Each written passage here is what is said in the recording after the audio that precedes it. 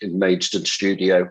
I hope you'll forgive the rather unusual way of giving evidence. I've written down some notes. I've put my thoughts down. I'm rather restricted on time, but I wanted to input as effectively as possible. And I wanted to start with some optimism, actually. Last year's publication of Gear Change, I think, was a moment of celebration for all of us who've campaigned to see active travel taken seriously within transport policy, and also to see it strongly referenced in Bus Back Better. Both documents reference each other, which I will get to in a moment. We've also seen ambition from governments of Wales and Scotland and regionally. So I think we're in a really hopeful position. And of course, most important of all, we have a Prime Minister who gets it, who's actually done it. And regional mayors who are showing that they share that enthusiasm to give people an alternative to driving. So I think I'd like to start, if it's okay, by being very clear. I don't think we need to seek to make driving less attractive. We need to make active travel more attractive.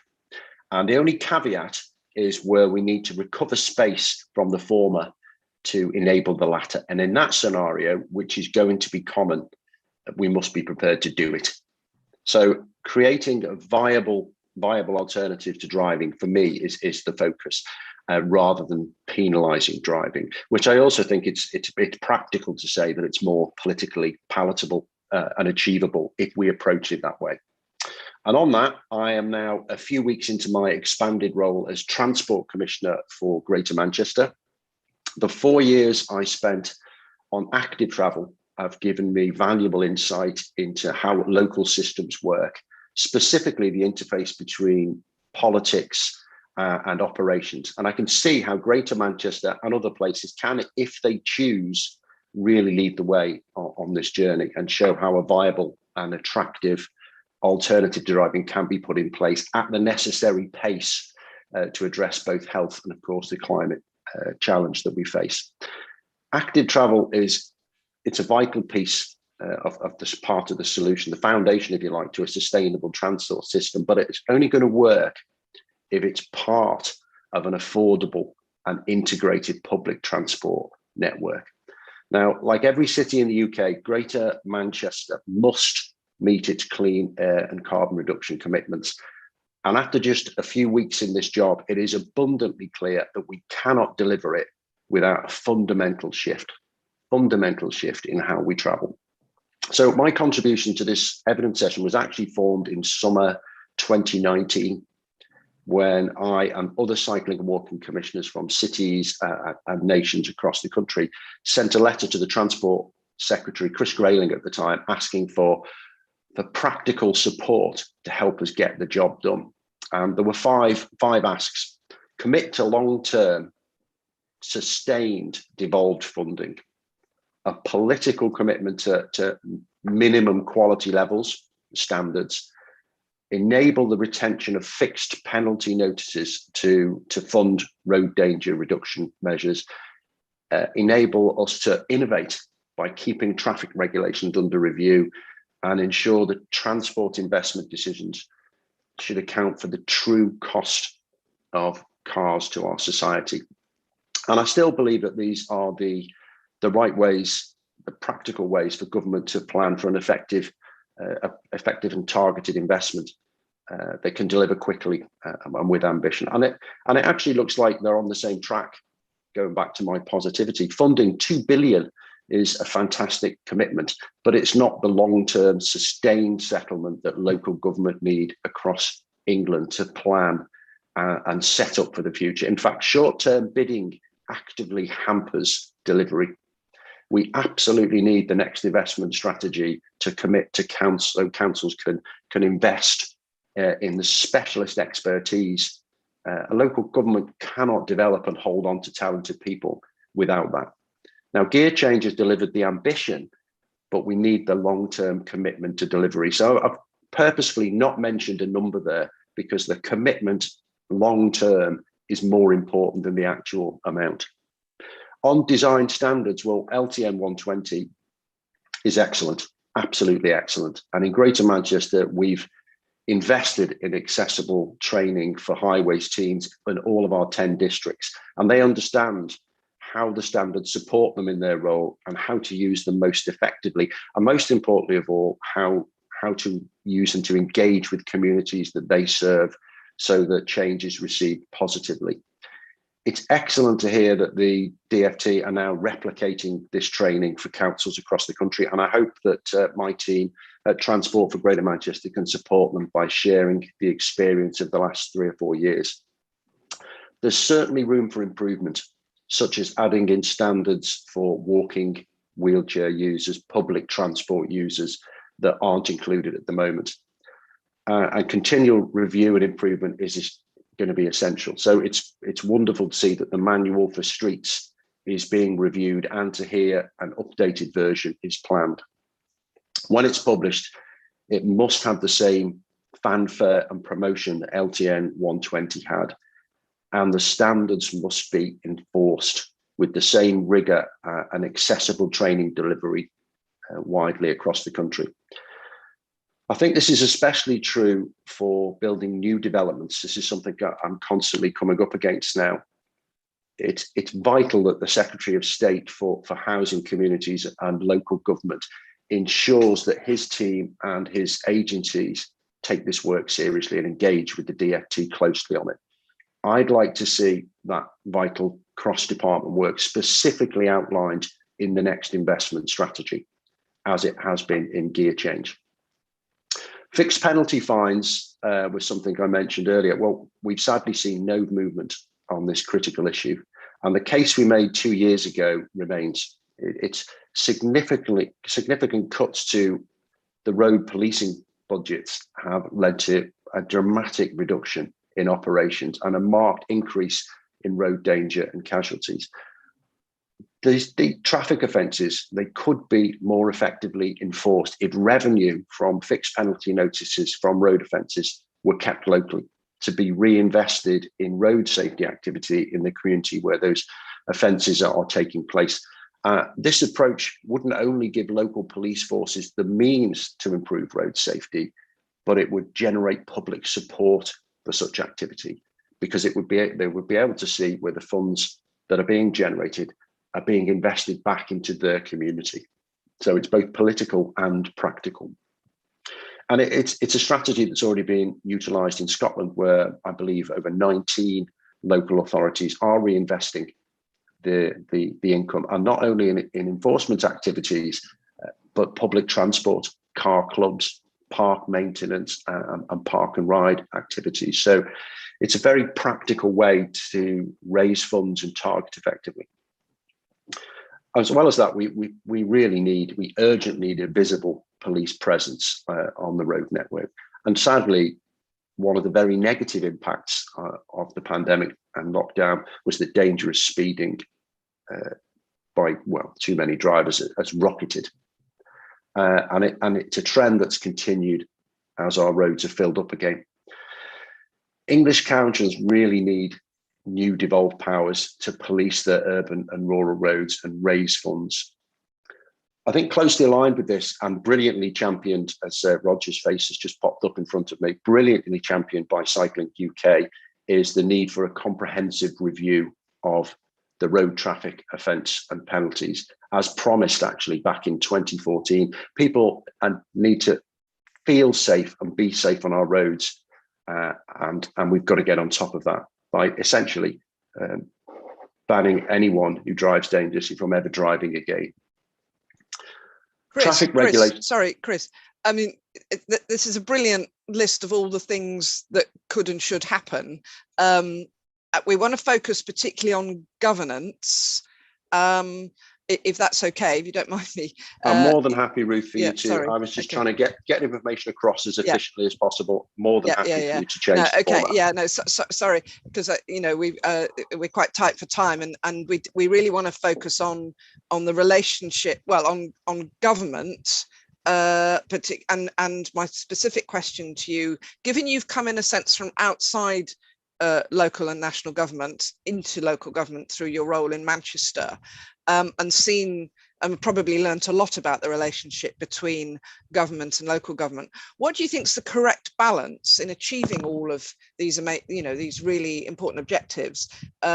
What's the correct balance between control from the centre and autonomy for the delivery agency, particularly the local authority, well, what I think, or regional authority? Yeah, big politics and small politics. Well, I think why I mentioned at the start gear change and bus back better. So this is our policy at a national level. These are the things we want to happen. Here is the funding. And then you bring in the standards and say, right, you only get the funding if you meet these standards. How you achieve that is up to you. And that's the devolution part. But if you don't do it, then there's no cash. And I think that's the way for big politics to interact regionally. One of the problems that we face is that local councillors, this is the very big picture is not their concern. The design of a councillor is to deal with micro issues at a local level. And the person on the street, they don't have a responsibility for thinking huge either. So they see a change to my environment.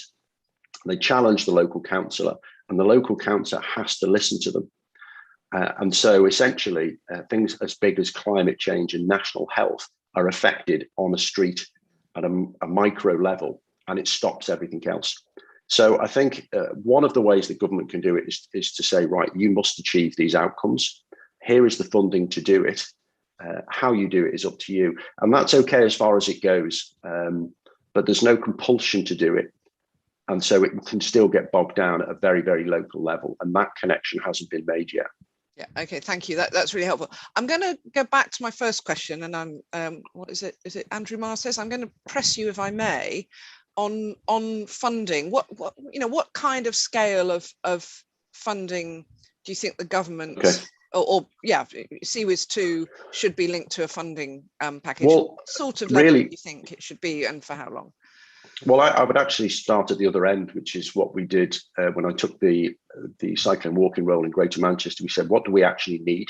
We need a connected network. Okay, how much of it is there? 1,800 miles. How much will that cost? It'll cost 1.5 billion and take 10 years. Okay, well, that's what we need. So rather than just thinking of a number, I think we need to actually look at, well, what do we actually need? HS2, for example, we say we need a train service. How much is it going to cost? And then we work backwards. So I don't think we should just think of a number. I made the point earlier that consistency is more important than anything else, to be able to employ people and train them to do a job and for them to stay there. Okay, that's absolutely fantastic. And that's the first quarter of our session taken. But oh no, it isn't. Sorry, we've got an hour and a half. So I think I could now move on. Thank you for that really, really comprehensive answer, Chris. I'm now getting excited about the Tour de France. So thank you for helping with that. I'm still a bit confused about some things, but anyway, I'm now going to move on, and I'm going to ask. Sorry, very naughty. I didn't introduce our panelists, our questioners. So we've got Simon Fell, who's the MP for Barrow-in-Furness. We've got my co-chair, Selene Saxby, MP for Devon North, and Fabian Hamilton, MP for Leeds North East. So that's everybody. And obviously everybody knows Adam Kaufman and Tom Cohen, who's been working behind the scenes and been particularly on this inquiry and has done an awful lot of work to bring this inquiry together. So, and we'll be writing the report. So good to welcome Tom as well. Right, I'm now going to move on over to Chris got a bunch of questions together because he's got to go, but we're now going to move on to Simon is going to ask each of the panelists a couple of questions, the other panelists. So over to you, Simon. Thanks, Ruth, and thank you to everyone for joining us today, and really good to hear from you, Chris. I'm interested in asking a couple of questions around the level of ambition that we should have for CWIS2. So if I target this one, I think at Rachel first. Sorry to put you on the spot. So what targets do you think we should have in there? Looking at inputs, outputs, whether they should be standardized across the UK, whether there's perhaps some room for local innovation. Over to you. Yeah, thanks very much, Simon. So for CWIS2, looking at the targets that are in the current CWIS, some of them should remain in place. So the cycling targets to double cycling by 2025 haven't been met. There's still a lot of progress to be made there. Equally, the target around increasing the percentage of children aged 5 to 10 usually walking to school, that equally hasn't been met. So it should be retained, that target to increase from 49% to 55% by 2025. One area which definitely needs to be more ambitious is the other walking target around the stages, the number of stages walked. So in the current CWIS, that's at 300 stages, and that was met in 2018. Nowhere near ambitious enough. So we'd like to see that increase to at least 365 stages. Really, that's still not that ambitious, but it is, the next stage up, so to speak. And I'll come back to that a little bit more in a moment. The other target that we broadly welcome is the target in gear change, which is to 2030, which is to ensure that half full journeys are walked and cycled in towns and cities.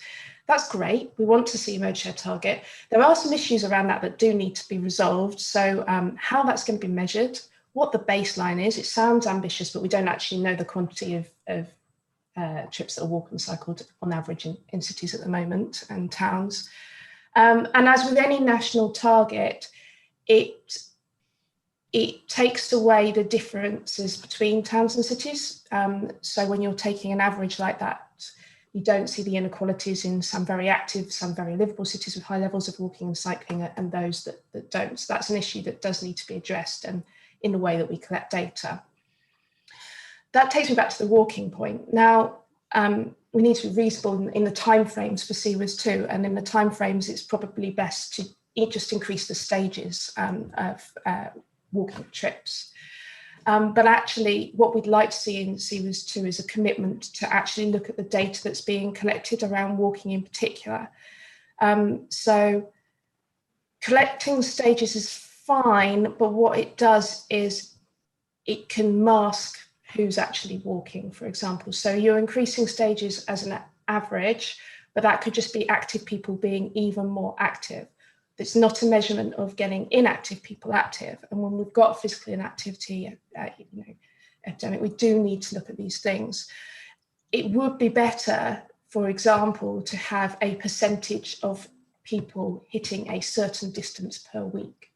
So it would be really good for the Department for Transport to work with the Department for Health and Social Care to look at the metrics that need to be collected over the next 5 years, so we can have a better measurement of who's walking and how can we get the least active to be a little bit more active. Can I just jump in there, Rachel? Is there any good practice from other countries or elsewhere where that's happening that we could perhaps piggyback on?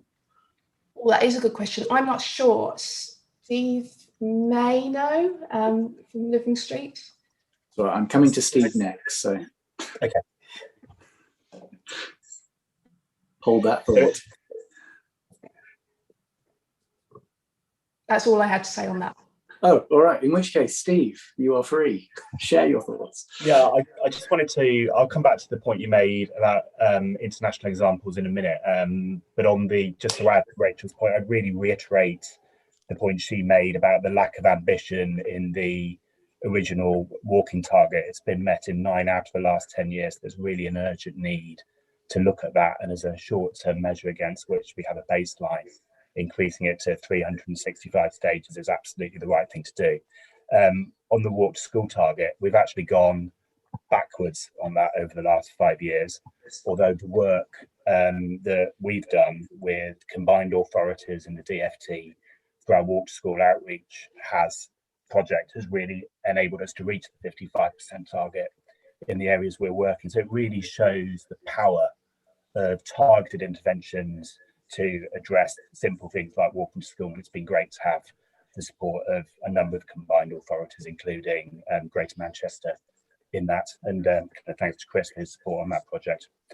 On international examples, there's some really great work from, I think it's Walk 21, that looks at the wider international measurement of walking. I think one thing that is key, that goes back to some of the points Chris was making, is that we measure best what we value. I think one thing that we haven't done very well in the past is measured walking, and a real focused effort on ensuring we're measuring walking properly in the future, building on the work we're doing at the moment, is absolutely critical if we're going to increase walking going forward and ensure that our infrastructure reflects what we need it to reflect. Okay, thank you. If I stick with you, actually, Stephen, yeah. What apart from money should we be looking at CWIS2 to provide? There were three distinct things, but I think first of all, I'd reiterate the point that was made earlier on, that the quantity of money is important, but it's the long-term certainty of that funding that is absolutely critical. And that's what's going to really allow local authorities, combined authorities, and the wider supply chain to invest in the future. Leading on from that, there are three distinct things, I think. First of all, guidance on what good looks like. LTN 120 is excellent, but there is still a gap for walking. Some of that will hopefully be filled by the great work that's going on Manual for Streets 2. And there's also a refresh going on of the LSWIP support guidance as well. And there's some really critical elements to think about there. You've got to think about what network planning around walking looks like, but also address some of the really big issues that we hear from at Living Streets every day from our members. Things like pavement clutter, which we're going to be launching a campaign on next week, pavement maintenance, but also the big problem of pavement parking as well, and how we design that out. And we need the government to ban pavement parking, obviously, but there are some things we can be thinking about in the meantime as well. The second issue is capacity and capability building, which Chris talked a little bit about. So we need to ensure that highways engineers have an active travel mindset and are actively thinking about what designing for walking and cycling properly looks like. And there are other things that we can talk about there, particularly around building that expertise and ensuring that investment follows that expertise. And of course, that needs to be across both kind of capital and revenue spending. The third big area is political leadership. We've got a wealth of evidence across all of our organisations and across DFT on why we need to act urgently on walking and cycling. And the research shows that in the long term, people respond to that and support the positive outcomes we get as a result of investment. But the last year has really shown it's been a bit of a difficult journey. So we need to think more about how we build bravery and confidence for the long term, both from the central government perspective and from the local and regional government perspective. Right, thank you. That's really helpful. I'm aware Roger was nodding away through much of that, and I haven't brought you in yet. So do you have anything you'd like to add to either of those questions, Roger? Yes, thank you very much. Firstly, I'd completely echo what Steve has just said about leadership, capacity building, and then guidance. I'll come back and say a bit more about guidance when we come back and talk perhaps about the balance, but the balance between central and control. And I would want to come back on some of that point. But if I may, I would like to just start. But the single most important thing I wanted to talk this morning about was actually a relationship between targets and funding, because tomorrow will be the 25th anniversary of the publication of the National Cycling Strategy. That National Cycling Strategy set bold targets to double cycle use by 2002 and to double it again by 2012, and none of it happened because there was no funding allocated that was commensurate with those targets. And we're still doing it. We're still plucking numbers out of thin air. And then now, the one thing that the government has done is that it has now commissioned research after setting the targets as to how much funding was needed to meet those targets. So to meet the targets to double cycle use by 2005 and to increase walking, based on the current targets to increase walking, which Steve has rightly pointed out, Rachel and Steve both said they're inadequate. But to meet those targets, the government has apparently estimated that it needs 6 to 8 billion. So at least they've now estimated the funding needed to meet the targets. But the targets themselves have been plucked in air. What we really need is to link the targets to wider traffic reduction targets that are consistent with net zero and with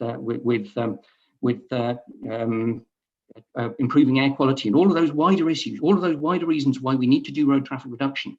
Then we can estimate, well, let's take the Scottish Government's figure. They have decided that the right number is to reduce car kilometres by 20% by 2030. I've no idea whether that is the right figure, but if that was the right figure, we could then work out, so which are the 20% of car kilometres that are most switchable to something else, whether it's to cycling, to walking, to public transport, to some combination of all of these, or to not travelling at all because we've invested in broadband, and then set the targets to increase cycling and walking and so on in accordance with our traffic reduction targets, and then work out how much money is needed to meet those targets. And I think that would completely meet Chris's point about ensuring that we secure long-term funding, but it's actually the funding is allocated to meet a predefined objective rather than plug that in air. And I hope Chris is nodding that there needs to be an evidence base both for the targets and the funding. So we need the evidence that the government is still sitting on as to what funding is needed to meet its current targets, but then its longer term targets need to be related to wider net zero targets, which I hope will be contained in the transport decarbonisation plan. Thanks, Roger. Really comprehensive. Evidence-based policy making, something we all aspire to. That was really helpful. Thank you, all three of you. I'm going to pass over to Selene for the next round of questions. Thank you, Simon, and thank you everyone for coming along this morning. So my question's on the area of walking as much as cycling. And so I'm coming to individuals first, but if anyone's got a burning issue, please do wave violently at me. So Rachel, how can CWIS2 account properly for the significant differences between walking and cycling? Thanks, Selene. I mean, this one's going to overlap slightly with what actually brings them both together. But one of the starting points for CWIS2 is to hopefully properly reflect the changes that we would like to see made in the highway code in the autumn, which is bringing in the transport hierarchy. And the transport hierarchy has walking at the top, and it has walking at the top for a very good reason, that you're most vulnerable when you are walking. And therefore, that should be considered first in terms of maintaining the safety of those that are walking. Walking is different to cycling, and it should be considered in a different way. For many people, not all, we know some disabled people can cycle and not all, but for many people, walking is a more accessible form of transport. 5 times fewer people cycle for leisure and travel in 2020 than walked, for example. So more people generally do walk. So we do need to properly consider it, and it often isn't properly considered in network planning. So proper networks for walking, making sure that people have what they need in a walkable distance, not locking people into car dependency, is really, really important. Coming back to that point about actually where do things overlap, if you create space for cycling on the road, protected space, then you will prevent those that feel vulnerable cycling on the road cycling on the pavements, and cycling on the pavements benefits absolutely nobody. So that's a really, really critical point in terms of addressing the differences that will benefit both. Steve's already mentioned a lot of things here that are really, really important as well for increasing walking and increasing safety around walking. We really do need a ban on pavement parking in England outside of London. We do need to reduce clutter on the road, and that needs to be considered with the rollout of EVs, for example, and charging points. They shouldn't be on the pavement. It also needs to be considered in micromobility and cycle hire schemes, ensuring that we're not taking space away from people walking as well. Walking is also more closely linked to public transport. We do need to ensure that we have those networks that are linked up between cycling, walking and public transport.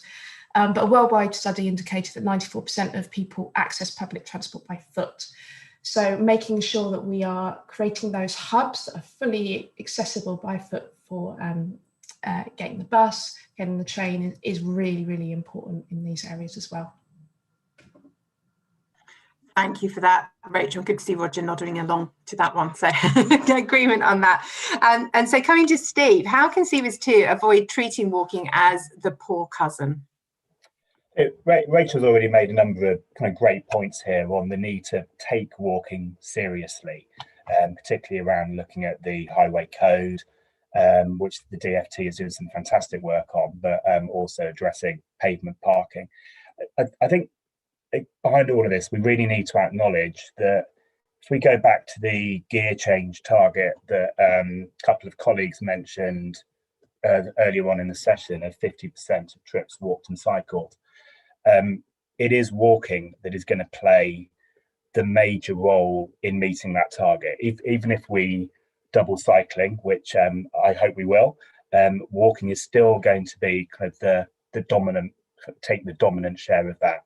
So we really need to take walking seriously and ensure that our infrastructure reflects the unique needs for walking, but also that we're investing in behaviour change programs and investing in community engagement programs that really shift the dial on walking.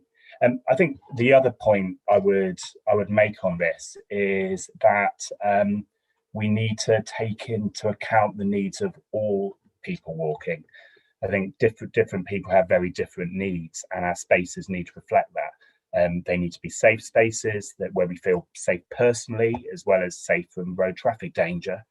They need to be places that are designed adequately for people of all abilities. So we need to have tactile pavements in the right place. We need to have our crossings in the right place and timed appropriately. We need to have proper access to green spaces and stations. There's a huge number of things that make a really big difference to walking and can really show that we're valuing walking and taking it seriously going forward. Thank you. And if nobody's got anything else to add, I'm going to hand back to Ruth. Thank you very much.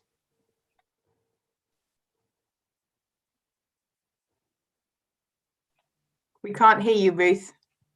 You're unmuted. Sorry, but yeah, okay, yeah. Right. Sorry, my technologies are overcoming me. I don't know whether we have a question, so I wouldn't mind asking both Rachel and Stephen. Well, actually, maybe all of you. The interface between people walking and people cycling, cycling behaviour. I mean, the reality is, in terms of our post boxes and the reality of just walking around, there are, you know, when you're talking, when you comparing people on bikes and e-scooters and people walking, the people walking are more vulnerable, and some people on bikes don't respect that and don't behave properly. What is it about the UK, or is this an issue in other places where there's shared surfaces or tight space and challenges? I'll go to Rachel. Goodness, that is a really tricky question to answer. What is it about the UK that differentiates from elsewhere? I mean, they do have these issues elsewhere. I think they've had longer to address them. So even in, you know, Holland, that we put up as this great example, or the Netherlands as this great example of brilliant cycle culture, there's huge conflict between the cycling culture and people walking. Wherever you have large quantities of people walking and cycling in a small space, it's very, very difficult to avoid it. I think I don't feel capable of answering why culturally we're different. I think that's an exam question of huge proportions, but we're definitely having some sort of campaign around behaviour and respecting each other works really, really well. We have done that on the Bristol Bath pathway, which is a shared network pathway on the National Cycle Network. And that does, you know, it's about respecting each other and giving each other space. And it has been shown to work really, really well. So I think those sorts of campaigns are probably the way forward in helping to change behaviour. Has anybody else got anything to add? I've got sorry, I saw Roger and then Stephen. And let's do this quickly because I've added in an extra question. Roger, very quickly. Yeah, thank you. I think firstly the reason we've got a problem is that we have a long history of providing really worse than useless cycle tracks a lot on pavements, where we lump the pedestrians and the cyclists in with one another, and then we say, why aren't the cyclists using the cycle tracks? But we also demonize the cyclists when they use other pavements. It's just very, very confusing, particularly to teenagers. So I think everything that Rachel said earlier and about the hierarchy of road users and making sure that there are distinct spaces. Pedestrians and cyclists can share space in sort of parks in large spaces where there's plenty of space for all of the users, and the Dutch have worked out mathematical formulae for when it is okay to share and when it's not, and they design accordingly. Okay, so design and public messaging. I think of the two public messaging then, because actually, Stephen's touched on this earlier, was the highway code point. The highway code, the launch of the new highway code with its hierarchy of road users is a fantastic opportunity to fix some of these problems. We will be playing our part. We've had discussions with Living Streets about exactly how we will play our part in making sure that this opportunity to communicate the hierarchy of road users is something we will take to make sure that people involved in cycling, to the extent that we are able to reach them, they get the message that whilst on the one hand the hierarchy of road users will mean that drivers are expected to give cyclists as well as pedestrians greater priority when drivers are turning across pedestrians and cyclist paths at junctions, it also means that cyclists need to give greater respect to pedestrians in that and other situations, and to understand particularly the more vulnerable pedestrians, taking account of the fact that some disabilities are invisible. So we will be playing our part in saying, Okay, all right, sorry. Okay, Stephen, anything to add? Design and public messaging, and the highway code, I think you're absolutely right. We must celebrate that achievement because that's been an issue for decades. And I think we should really congratulate the government for doing that. And we need to share with them, and basically I think encouraging the way the messaging on that rolls out, particularly for people who did their driving, aren't going to be reading it in order to pass a test. Stephen. Yeah, very quickly. Lots of our members quite rightly complain about people cycling on the pavement, but Roger's point's right. In many cases, what is good for cycling is good for walking. If we design appropriate cycling infrastructure and slow down traffic, we will kind of get a lot of people off the pavements, although there will still be a tiny minority of antisocial cyclists who the police should enforce against. So the money we spend on enforcement is important here as well, and that's important both for bicycles and also for e-scooters, as well, as we see a plethora of them on our pavements. Okay, so yeah, enforcement as well as design and public management. Thank you very much. Right, I apologise for slight diversion, and I now move to Fabian, who's got some questions on governance. Over to you, Fabian. Indeed, I have. Thank you very much, Ruth. I suppose this is a question aimed at Chris, if he's still with us, and Philip. I mean, my question is, how do you think funding should be dispensed? So, for example, should it be by bidding or by allocation? Should it be time limited or time period grants, stipulating a capital revenue split, or should it be based on need, effectively quantity of funding reflecting local circumstances? Chris, if you're with us still, can you start? I am. And then I'll come. I think the first word that springs to mind is ambition. So don't fund standards, require the standards. Clawback should be a real thing if standards aren't met, and ambition. Don't fund equally. I think that was one of the things that I think worked well where I am. With 10 councils, we did not say you all get an equal share. We said we'll fund those who are prepared to reallocate road space and do it. And I think that local experiment would scale quite nicely. In fact, that's what's happening now. Funding is being attached. And just to add one small extra bit, the funding for all transport, not just by mode. And it goes to the previous conversation. Context is everything. You can address a problem and then miss the fact that it's actually a very tiny problem compared to all the other stuff. And I think that's how you get local authorities to change transport culture, is you tie it to all of the funding, not just for active travel. Thank you very much, Chris. That's great. Philip. Thank you. Yeah, there's not much to add to that, Chris. Well spoken. I think that it's a while since I've had any direct involvement in that issue, but certainly I think from my past experience, the points that Chris made me added perhaps to work with the willing. There's always a pressure for people to say, no, it must be shared out fairly. What about the people who are left behind?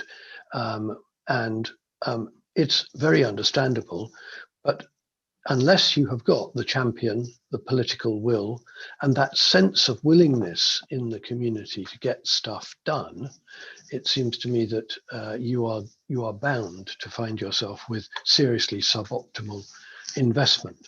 And probably what happens in the end, and I think it happened actually with cycling demonstration towns, was there are always people who are in the vanguard, and there are always people who are dragging their feet. Part of the challenge is to make sure that those in the vanguard become advocates in their own right to their colleagues, to the foot draggers, who start to see it's done here, why isn't it done there? And the local community has that too. If you go all the way down to cycle training, when it was a postcode lottery, why is it that my nephew can get it and my son can't? So I think there's a grassroots element in it. But in the end, I think it is work with the willing is the way to make sure that the funds are actually well used. And I think the point that Chris made about with clause and clawback is something which we've never dared to do, but is absolutely right. Well, thank you very much, Philip. And I'm going to come straight back to you actually on my next question, if I may, which I think Roger may want to come in on after you. How do you think Active Travel England can successfully balance its roles both as a commissioning body, a funding body, and an inspectorate? You know, I mean, are they an arm's length body? Should they divide into different directorates? What about the size of the teams? Philip, can you answer that for me, do you think? Probably not, but I think there are a lot of clues around at the moment, Fabian. We know that the DfT has been discussing with the Treasury and with Number 10 for several months now what the structure should be. We know that that's a large team of people who are working on it. They've got secondees from Sustrans and from British Cycling in there working away at it. And we know that there's inevitably a tension between those who would say it should be entirely independent and it should have the funding and the powers itself, all the way through to those who say it should be a section of the Department of Transport. I think it is obviously very controversial because 2 posts were advertised for senior jobs in Active Travel England in March, and by coincidence on April the 1st of all days, those job descriptions were removed, and the subsequent expression was that they weren't senior enough and they weren't on the right pay grade. So there's obviously a great discussion going on, and officials have talked about an Active Travel England with between 50 and 100 staff. They've talked about a shadow of Active Travel England beginning this autumn, and they've talked about an announcement within the next 2 weeks that will say something about people wishing to apply for the commissioner's job. So I think we are behind in trying to think about what ought to happen, because I suspect that they're pretty close to deciding what will happen. My own view is that, of course, it is, as Aristotle said, it's never one thing or the other. It's always the golden mean, which is it's not dependent, it's not independent, it has to be interdependent. Yeah. And that relationship between Active Travel England and central government on the one hand and local authorities on the other has to be one which is built up on trust and a sense of recognition that Active Travel England is working in the very best interests of all the parties. And so that interdependency seems to me to be critical. It's difficult to do, and it's all about people, but it is absolutely in the end essential. Philip, that's a great answer, and thank you for the Aristotle reference as well. Can I move on to ask Roger the same question, and then I'm going to come back on local cycling, walking and walking infrastructure plans. Roger. Yes, thank you. Philip has spoken very well, particularly to the relationship between Active Travel England and central government. I want to say a bit more about the relationship between Active Travel England and the local authorities, and to relate that to this earlier question about the balance of control between the centre and autonomy for the local authorities. I think that the point is that the relationship needs to change over time as confidence in local authorities grows. When Philip was chairing Cycling England and it had its initial budget of just 5 million for 1 year, we've now reached a point where that has increased by 80-fold, and it's still only about a quarter to a third of what's needed according to the government's evidence. But it was only 5 million when Philip Darnton was first chairing Cycling England, and at that time Philip did exactly the right thing by saying, let's only work with the willing rather than try and spread the money thinly so that nobody can see whether it's made any difference. As the budgets available increase and local and national government's confidence in local authorities' ability to spend that money well grows, then it should increasingly become hands-off. And instead of only granting funding up to sort of authorities by exception, once they've proved that they are very, very willing indeed, which is what Philip was doing 15 years ago, we should move to the opposite assumption. The local authorities get funding and lose it by exception. And this comes to Chris's point about being willing to withhold funding from those who misspend money or just show that they can't spend it well. Now, I want to point to the specific case of West Sussex, because as you will probably be aware, Cycling UK brought a legal challenge when West Sussex Council took out a well-used temporary cycle facility, but failed to adhere to the government guidance that said consider making it permanent. They just took it out again, despite the fact very well used by local school children. Now, it hasn't been well publicised, but a few local authorities did not recently receive the letter. Most local authorities have recently received a letter saying, do you want to now bid for tranche-free of the Active Travel Fund? Excuse me, my voice is backing up. Do you want to bid for funding? But a few local authorities did not receive their letter, and West Sussex was one of them, because of this fact that they had ripped out a cycle facility. So central government is already doing exactly what Chris was saying they should do earlier, and which I hope Active Travel England will do in the future, which is to withhold funding from those that misspend it or spend it badly or demonstrate that they cannot spend it well. However, that does also then create a dilemma, because within West Sussex, there are district authorities who've got really good plans who are now being thwarted. So it's important that West Sussex spend some time effectively in the sin bin, but also it's important that West Sussex has a route out of the sin bin. And once they've made commitments to reform their ways, to really spend the funding in accordance with the national design standards for walking, when we've got them, as well as the existing design standards for cycling, then they get released from the sin bin once they've demonstrated that they are able to build it well. And over time, that way we build up national government and Active Travel England's confidence that local authorities can consistently spend it well. And then we're in a very different place from where Philip Darnton was in 15 years ago. So in other words, in short, it needs to change over time. Thank you, Roger. No, that's very helpful indeed.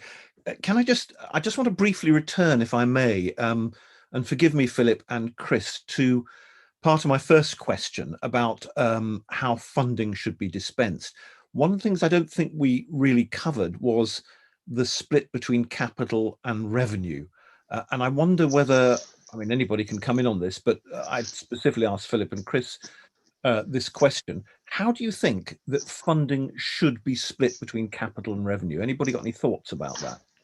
Can I start, perhaps? I'm sure Chris will have much more experience, but there have, Fabian, as you probably know, been quite a large number of studies of exactly this question and what the split should be. And I think probably the most authoritative, which was probably from Transport for Quality of Life and Lynn Sloman, over time, really, I think, demonstrated a notional 70-30 split capital revenue.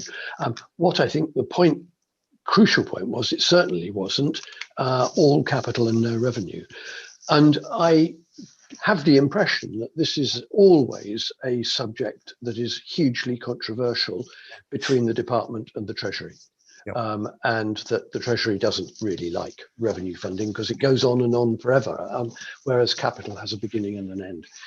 But the idea that all we need to do is build it is clearly wrong. It's also wrong, in my view, because actually building it is going to take a very, very long time.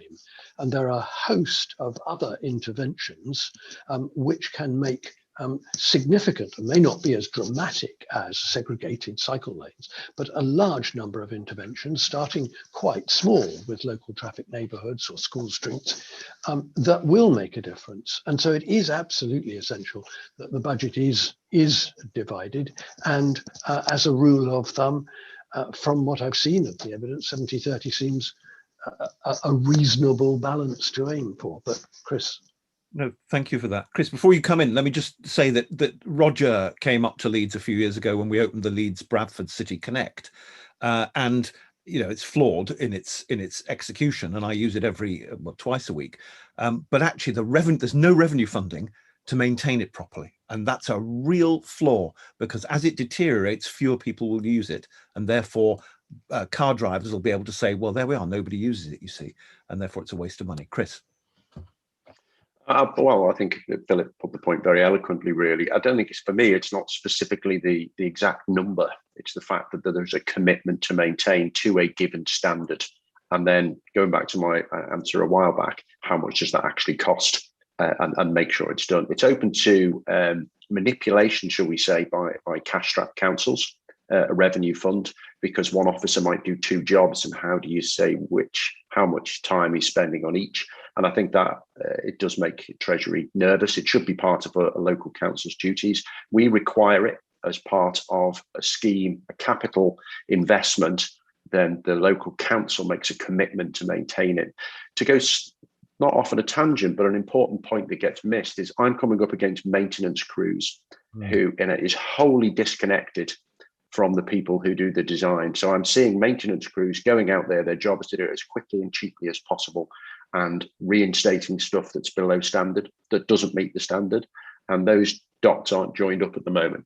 And that's a real concern, because it's a massive waste of cash. How do we actually upgrade as we go along what we already have? I think is something that isn't being addressed. That's slipping between the cracks at the moment, slipping into the cracks. That's right. As are my bicycle wheels. But thank you for that, Chris. That's excellent. Can I now move on? Can I just add something quickly on revenue funding? Revenue funding is absolutely critical in achieving long-term behaviour change as well. I mentioned our Walk to School outreach programme before, and that's not only delivered increases in kind of walking rates of 23% sustained after only 5 weeks, but it's also leveraged long-term infrastructure change as well, particularly in school streets, that has improved the school journey for hundreds and hundreds of children, or thousands of children across the country. Thank you. Indeed, hundreds of thousands, I dare say. Hundreds of thousands. Thank you, Steve. Now, I'm going to come back to you in a sec, because I want to now just, if I may, Chair, just deal briefly with local cycling and walking infrastructure plans. Do you think they're fit for, do you think the process is fit for purpose?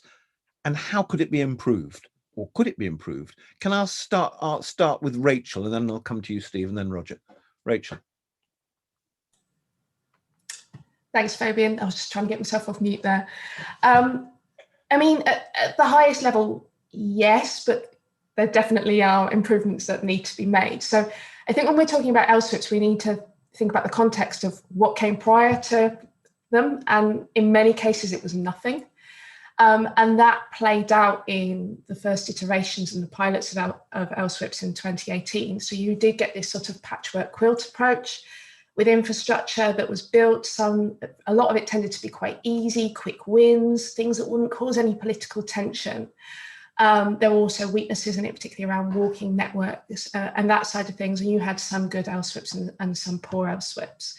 And a nervousness from local authorities as well, that were producing LSWIPs about, well, it's great, we can produce these plans, but is there going to be any funding to actually roll these out, or are these just going to be documents that sit on the shelf?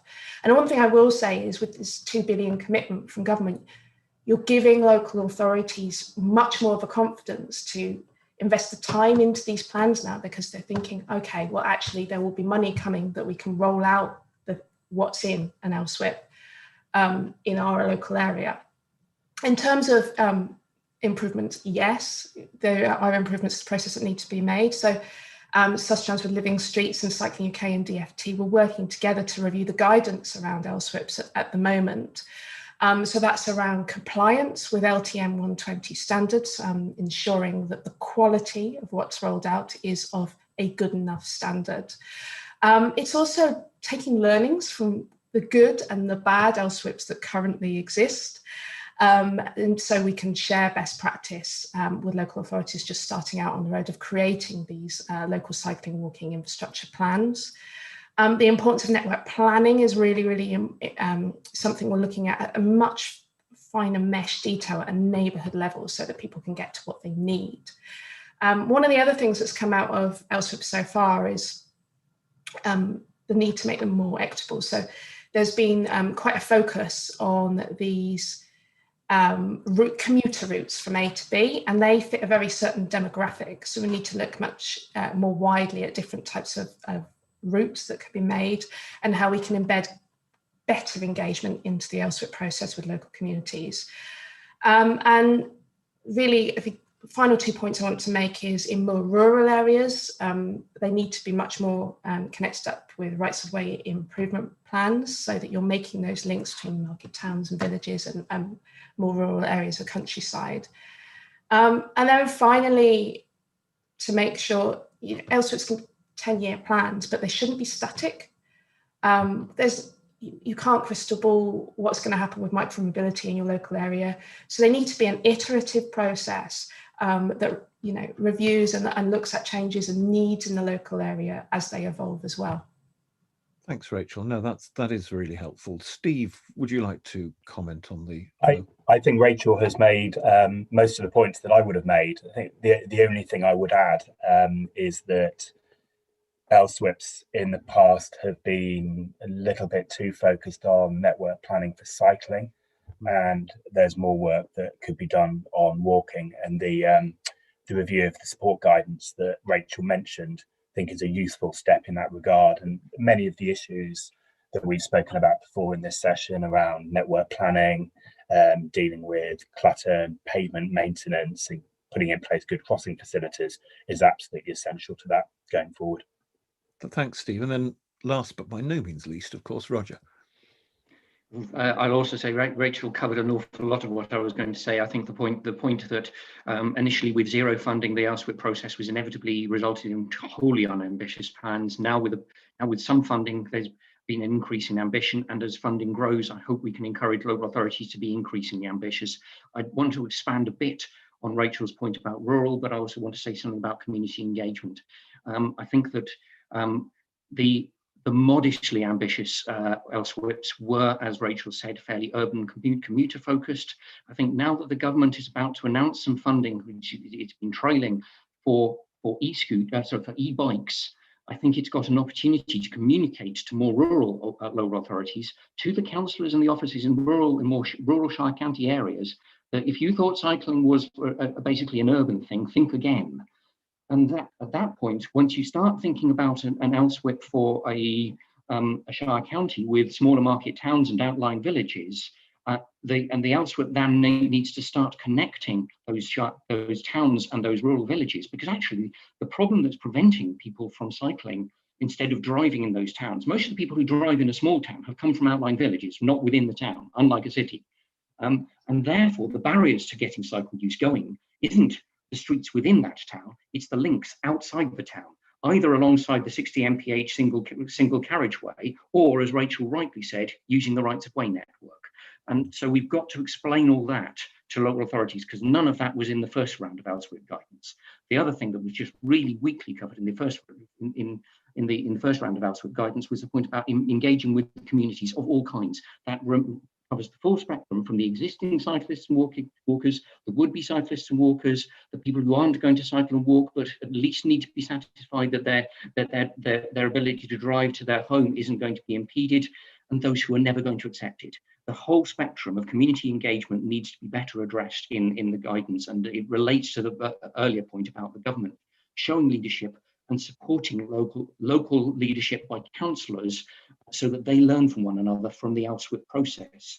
They feel supported and they can learn from one another. That is a really important part of the process, to develop that leadership. No, thank you for those points, Roger, because my experience and many other people on this panel's experience of cycling in Holland shows that small rural routes that connect villages and outlying areas into small towns, you can actually build on the footpath areas, or you can create cycling paths where the footpaths were without displacing walkers as well and pedestrians. And that is actually the key to ensuring that cycling can be done on routes which would otherwise be quite dangerous because of traffic speed and people's anxiety to overtake you if you're cycling on a main road. So thank you for that. I'm going to hand back now to Ruth. Thanks everybody for your responses. Right, thank you very much for those responses. We've got just under half an hour left. Simon, do you want to go to you've got a couple of questions, particularly for Roger and Chris, I believe. I do, well prompted, thanks Ruth. I think we've lost Chris, so Roger, I'm afraid I'm just going to be coming to you. So just looking at CWIS2 in context, I'm interested in your views on the correct balance between making cycling and walking more attractive and driving less so. What's worked in the past? What levers do you think we should be pulling to get there? Right. I think that rather than talking about how do we balance these objectives, I think the question is, how do we integrate those objectives? How do we make sure that everything we do that supports cycling, but might also make driving less attractive, is still seen as a positive? And I think this is where we need to get into the conversation about the role of road pricing as well as road space reallocation. Rachel touched earlier on road space reallocation, and there needs to be some really clear messaging. This is one of the elements of leadership that needs to come from national as well as local government, that when we reallocate road space, actually that road space, once it's being used as a cycle facility rather than as a motor vehicle facility, it's actually a more efficient use of road space. More people can use it. It won't happen straight away because people need to be encouraged and discover the network benefits, and the network needs to be increasingly complete for people to really feel that they can take up cycling. First cycle facilities in a network, they won't actually get you from where you want to go to where you want to start to where you want to go to, because you're dealing with a complete network. The more complete the network is, the more people feel they can use it fairly obviously. So we've got to start and then keep going and just have that messaging. But I wanted to also bring up this point about the role of road pricing in a transport decarbonisation plan. There is growing public support for at least urban road pricing, and this has been overlooked. 13 years ago, Ipsos Mori polled people on this and found that there was support. I think it was 34% support for urban road pricing. Last year, they found it had gone up to 62%. That is a huge change, and support among captains of industry is even higher still. What's more, the really interesting bit was that support for urban road pricing goes even higher than the 62% if the money is then going to be used to improve air quality, to improve public transport, to tackle climate change, to do all the good things. Support, conversely, surprisingly, goes down if you hand the funding back to the drivers in the form of reduced motoring taxes. So public opinion is much more progressive than politicians tend to think. Yeah. Now, there is a minority that doesn't buy any of this, and we're going to need to sort of win some of them over and face down those who can never be brought over. But there is an opportunity for the government to show leadership, because public opinion has shifted due to the recognition of an air quality crisis, climate crisis, and obesity crisis. We've got to tap into those messages and take people with us. But the opportunity is now there, and I hope that the government seizes it in the transport decarbonisation plan. Thank you. And you've sort of preempted what was going to be my next question, actually, which was, how do we make all these things work well together? So, we've got promised investment. So how do you combine that with regulation, other pressures, pricing, other factors to make this work? Interested in your views on where this has worked elsewhere. What do you need as your key driver to make it happen or pull it together? And if any of our other panelists would like to come in on this, of course, just wave at me and I'll bring you in. But Roger, perhaps if I go back to you, just if you've got anything to add. Just on where has it worked well, London. London's congestion charge scheme was a huge success. Some of its benefits got eroded because we didn't reallocate the road space quickly enough, but it worked incredibly well to start with. And I think we just need, now that public opinion is more supportive of what has been done in London, I think that politicians won't, politicians who lost referendums in Manchester and in Edinburgh back in 13 years ago, I suspect that actually they win those referendums now. The polling evidence supports that, and I think there is that opportunity for leadership. With that, I'll give my fellow panelists an opportunity to come in on this. Philip, you've got your hand up. Thank you. The thing that I always think is interesting is to show people how it works, and we're really very confident that it works, but you have to show people how it works. One of the commitments, or perhaps more truly, as Chris said earlier, ambitions stated in Gear Change, one of 33, is that there should be at least one zero emission city. And the idea, which I think is hugely complicated, is something which I find very, very attractive as that demonstration of not that it works, but how it works. Informal conversations suggest that the DfT have been rather wary of this idea, not knowing particularly where to start or whether it actually fits within their remit more than that of other government departments. And clearly it's an interdepartmental issue. But and the city that's been talked a lot about is Oxford. The idea that we could really show a city that wanted to do it, what the real benefits of a zero emission city were, seemed to me to be very, very attractive. It's buried in those 33 actions, but it's one that I would love to feel that as a result of this report and others, some focus is placed on it. It goes all the way down to, Roger was talking earlier about electric bikes in rural communities. One of the things we're beginning to see is a real interest in electric cargo bikes. And electric cargo bikes for commercial uses are really complicated. They have huge logistics and distribution problems attached to them to be sorted out. But if you look at continental Europe, the biggest use of electric cargo bikes is kids as cargo. And suddenly you see, yes, that's the opportunity, the school run, transport to and from school. That has some infrastructure implications, of course, but is a great deal easier and probably more attractive to do. A zero emission city would be a great place to demonstrate that an idea like that really did work.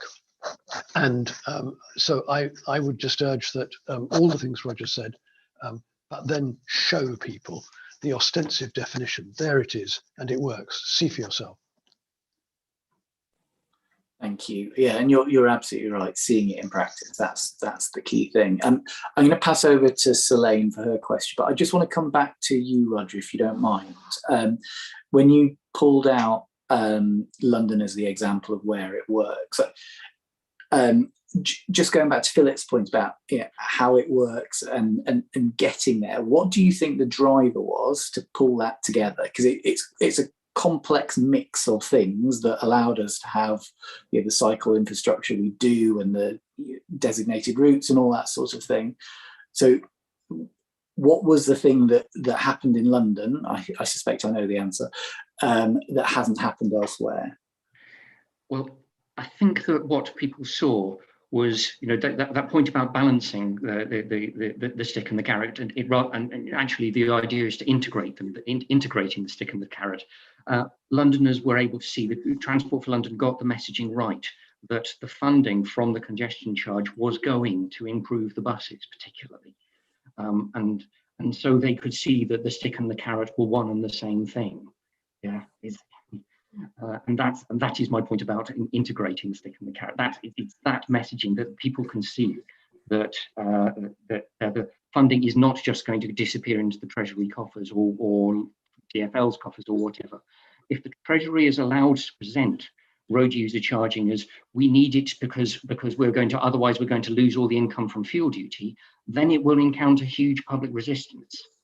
On the other hand, if it is presented as a means to support low carbon travel and clean air and nicer neighbourhoods and all those good things, and as Philip rightly says, people can see examples of that being done, then there's going to be much higher levels of public support. Great. Thank you very much. I'll pass over to Selene. Thanks, Simon. This one's probably Philip, but also Rachel and Steve may have some points to add. How should CWIS2 connect walking and cycling with public transport and other forms of low carbon mobility? Do you have any thoughts? I'm really not sure that this is my question, actually. I think. Well, Roger, sorry, Philip, if we're short of time, let's pass it over to somebody. Yep. Sorry, Selene, for cutting in, but we're very short of time now. I can come in on a point on the connection with public transport. I think the connection, particularly between walking and public transport, I know Roger will have points to make on kind of cycling as well, is absolutely critical, and ensuring that works better, and the walking networks are connected properly to public transport hubs and to bus stops in particular, can really play a strong role in improving walking, but also making our kind of towns and cities better places and contributing to the zero emission cities that Philip was talking about.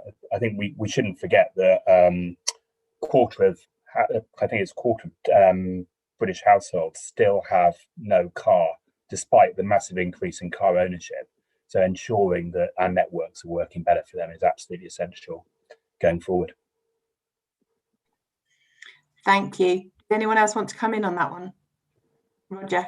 Can I just come back, Selene, and say that, of course, there's a very small group called the Cycle Rail Working Group. It's a very informal group that reports to the Minister, which doesn't have a budget as yet.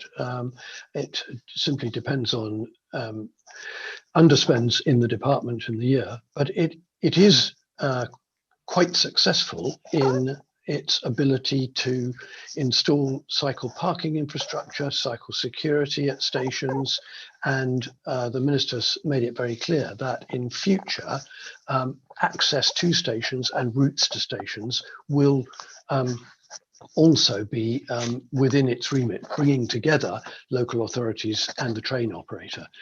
And so I think that's one way. It's a small way, but it is one way of trying to make a station part of a community hub. Thank you. And so, Roger, did you have some points to add? Yes, if I may.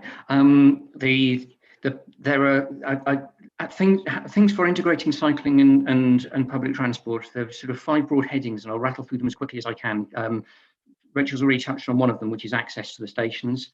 A crucial one is parking and/or secure storage at stations, and Philip's Cycle Rail Working Group has been doing a lot of stuff on that. It is of the 5 things I'm going to talk about, that is the single most cost-effective one by a very large margin, is making sure that people can park their bikes.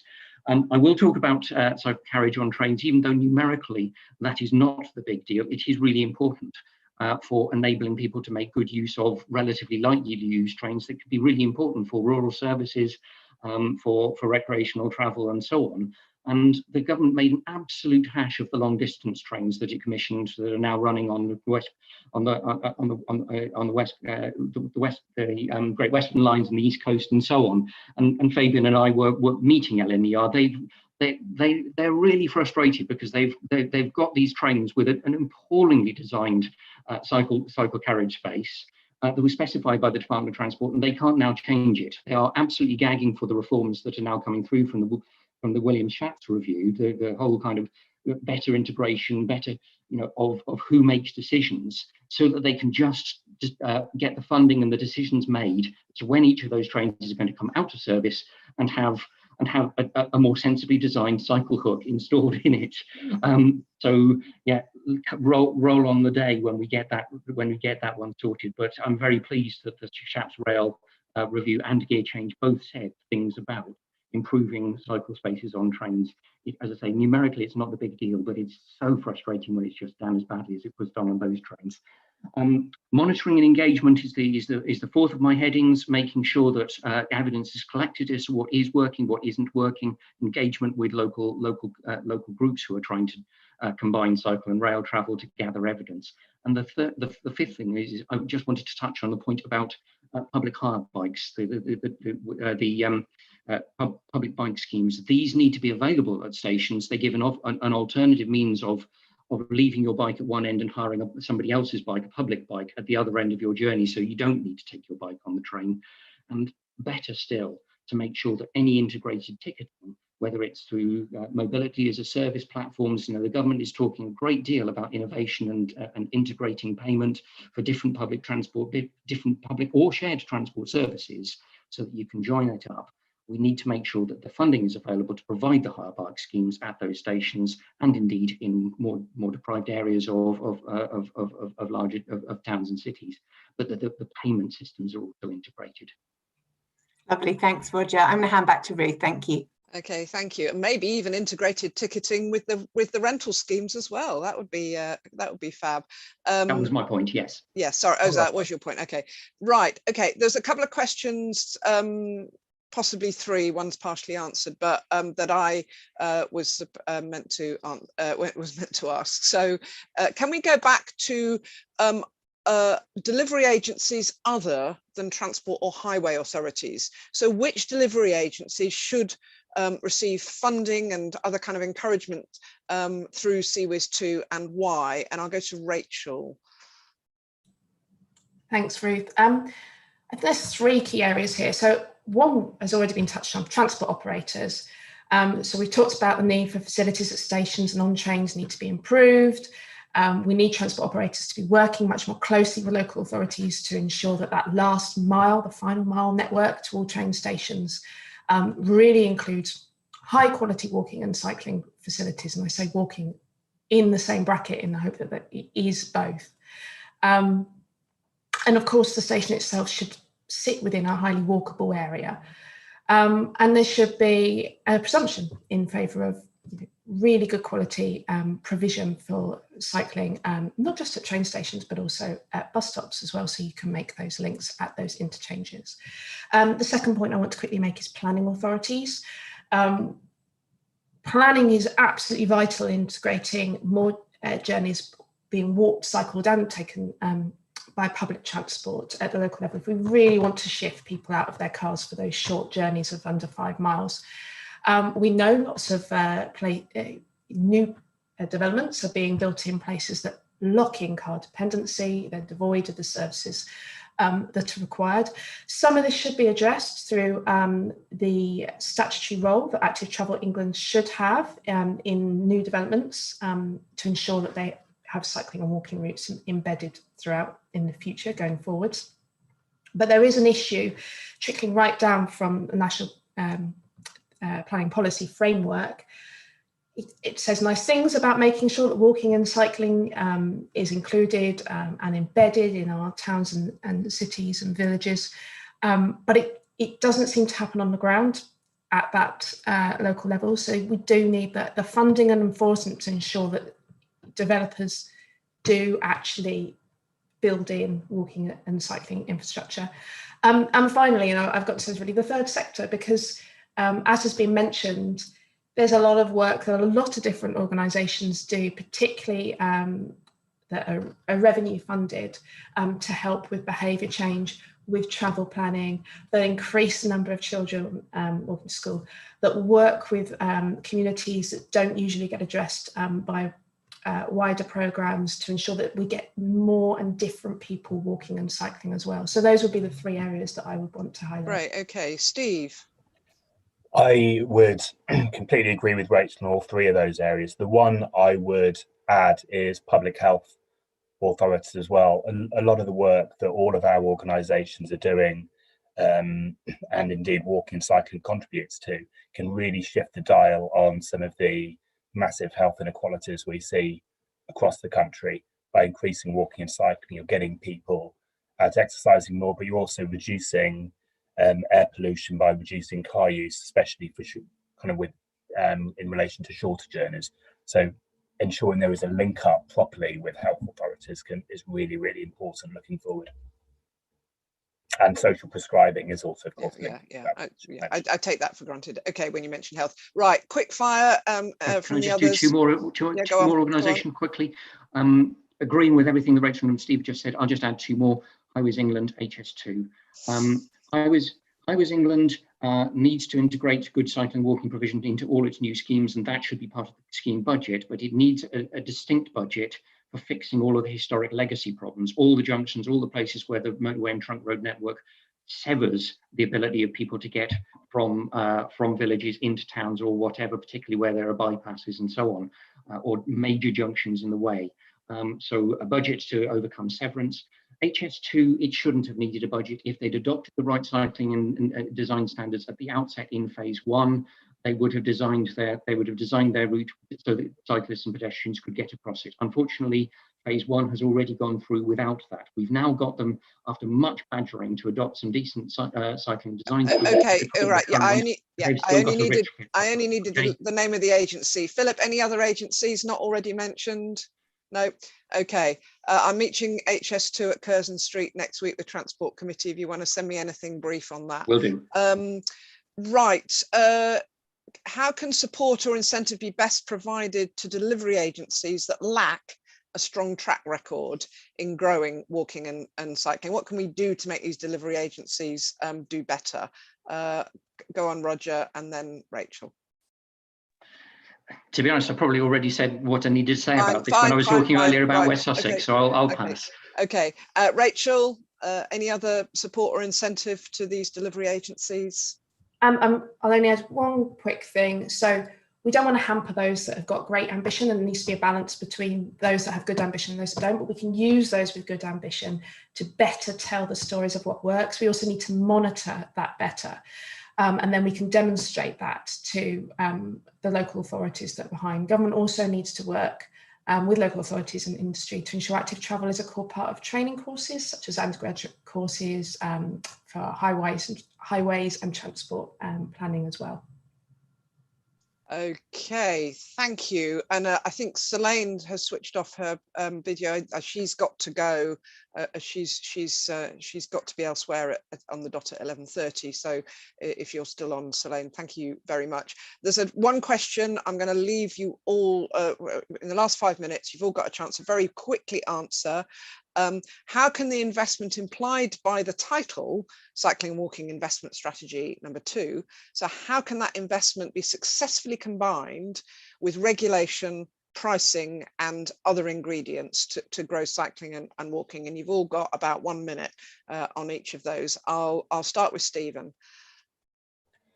I'll just re-highlight a couple of the big things I mentioned earlier on, taking regulation in the widest possible sense of the word. Highway code, absolutely important to get the changes we want to see there, and back it up with a public information campaign that targets both drivers and other road users. Secondly, pavement parking. We've been campaigning on this for a long time. I think we're overdue a change on this. Pavement parking needs to be kind of banned. Just a list is fine. Just a list. Are you done? Yeah. Right, Philip. What would you add? I would add something which has not been mentioned, which is 20 miles an hour. Great, 20 miles an hour, good one. Rachel? 2 things from me. One, embedding 20-minute neighbourhoods or 15-minute city. The number's less important than the principle.